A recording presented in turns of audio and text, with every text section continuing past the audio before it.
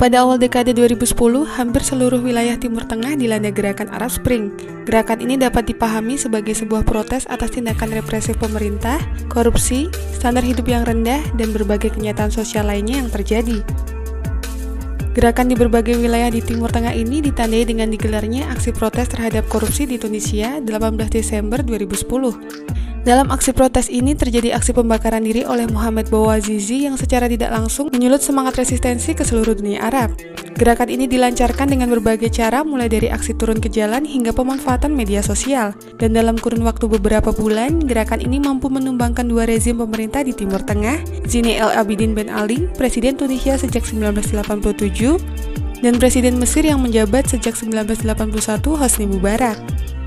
Setelah keberhasilan yang terjadi di Tunisia dan Mesir, gerakan Arab Spring ini semakin menggelora di seluruh wilayah tak terkecuali Maroko. Meski tak sampai terjadi penggulingan kekuasaan, gerakan ini setidaknya dapat memaksa pemerintah untuk mereformasi konstitusi yang berlaku.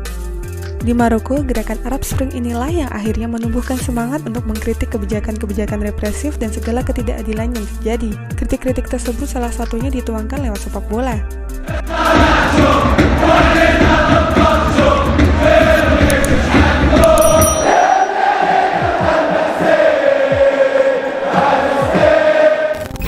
Ultras yang menjelma menjadi sebuah gerakan sosial.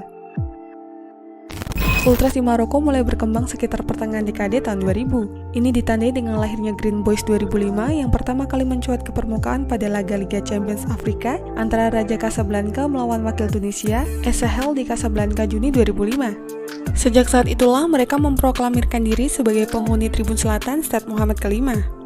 Meskipun dalam perkembangannya, mereka akhirnya berbagi tempat dengan dua kelompok lain, yaitu Ultras Eagles 06 dan Derb Sultan 1949 untuk berdampingan menghuni tribun yang dikenal dengan nama Kurva Sutmagana.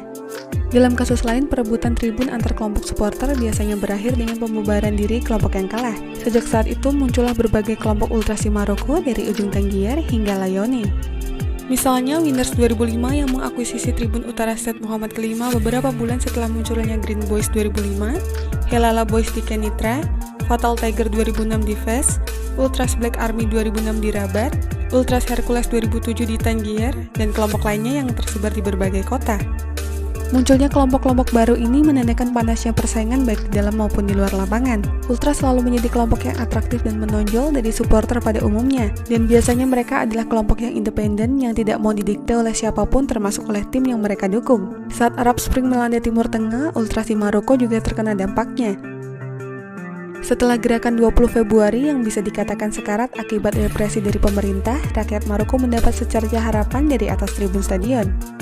Dari sana, kelompok Ultras mengekspresikan kegelisahannya atas kenyataan sosial yang terjadi menggunakan spanduk, bendera, can, tifo tanpa harus mengabaikan tugas pokok untuk mendukung tim kebanggaan.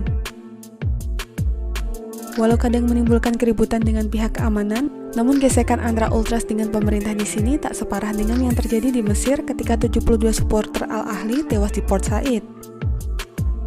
Dengan kreativitas yang dimiliki, terciptalah berbagai chant yang berlatar belakang politik. Beberapa di antaranya outro di album Irreversible milik Helala Boys.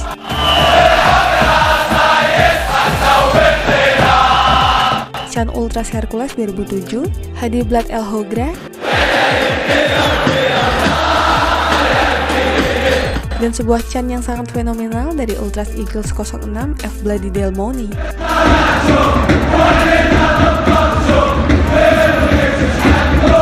Viralnya F Bloody Del Money disebabkan karena isi chant tersebut cukup universal, setidaknya bagi kawasan Afrika Utara.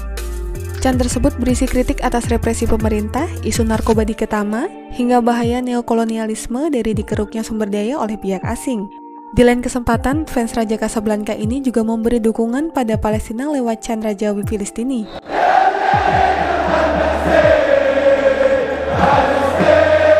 Gestur politik lainnya juga pernah dilakukan oleh Ultras Rift Boys dengan mengibarkan bendera Amazik ketika lagu kebangsaan Maroko diputar.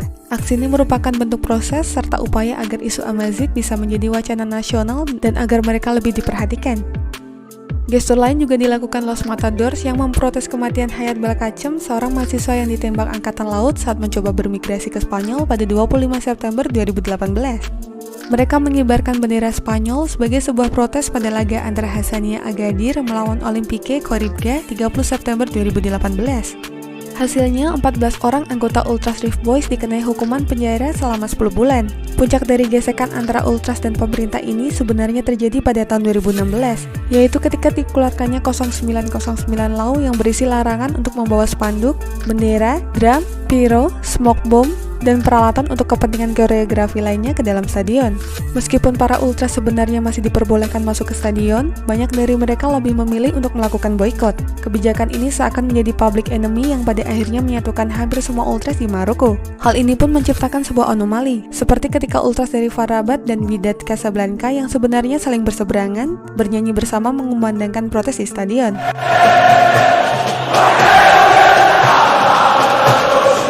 Periode 2016 sampai 2018 merupakan periode solidaritas, yaitu ketika para ultras menyisihkan rivalitas di antara mereka untuk memperjuangkan tujuan bersama.